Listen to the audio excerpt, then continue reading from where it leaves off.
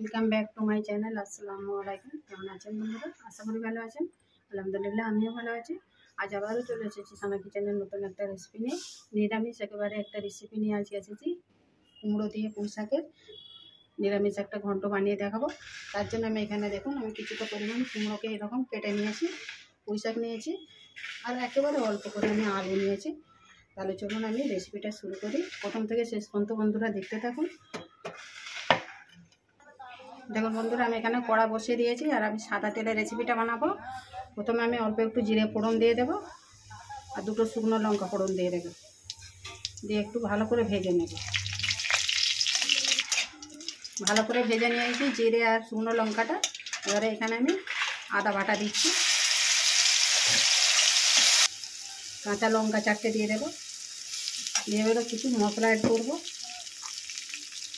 শাক আছে আর কুমড়ো আছে, আলু আছে, স্বাদ মতো লবণ দেবো, অল্প একটু কাশ্মীরি লঙ্কা গুঁড়ো দেবো,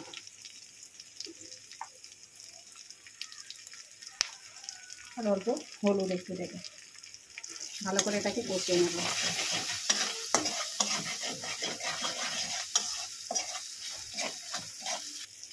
ভালো করে মশলাটা কষিয়ে নিয়েছি।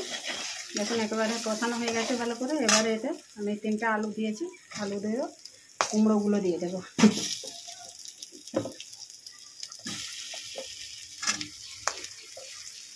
আর এই পুঁই শাকের ডাঁটাগুলো দিয়ে দেবো।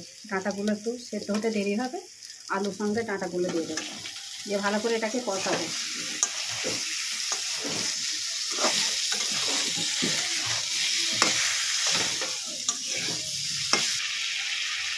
জিরে গুঁড়ো দিয়ে দেবো, ধনে গুঁড়ো দিয়ে আবার একটু কষিয়ে নেব। নিরামিষের দিনে বন্ধুরা এইরকম রেসিপি একটা সঙ্গে রাখবেন, একটা বা কিন্তু নিমেষেই শেষ হয়ে যাবে। এবারে এর মধ্যে আমি শাকটা দিয়ে দেবো।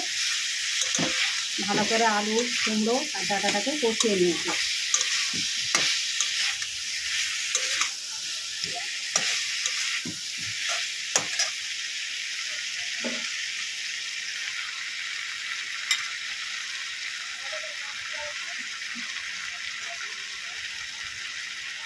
এটাকে একটু ঢেকে দেবো 5 মিনিটের জন্য।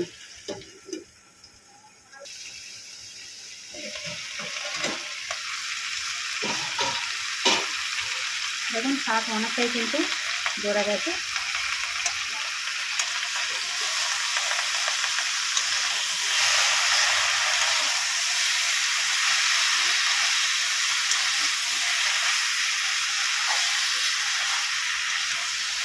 যে কোনো শাক কিন্তু একটু চাপা দিয়ে দিলে কিন্তু জোরে গিয়ে থেমে যায়।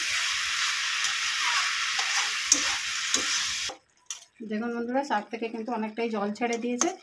এবারে এটাকে আমি আবারও 5 মিনিট ঢেকে দেবো। আমি কিন্তু কোনো রকম জল ব্যবহার করবো না, এই শাকের জলেতেই আমি রান্নাটা করে নেব।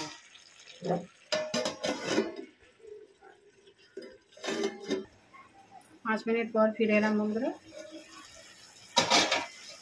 নিরামিষ যেহেতু অল্প করে একটু, আর কুমড়ো পুঁই শাকের একটু তরকারিতে উপর থেকে একটু চিনি দিয়ে দেবো,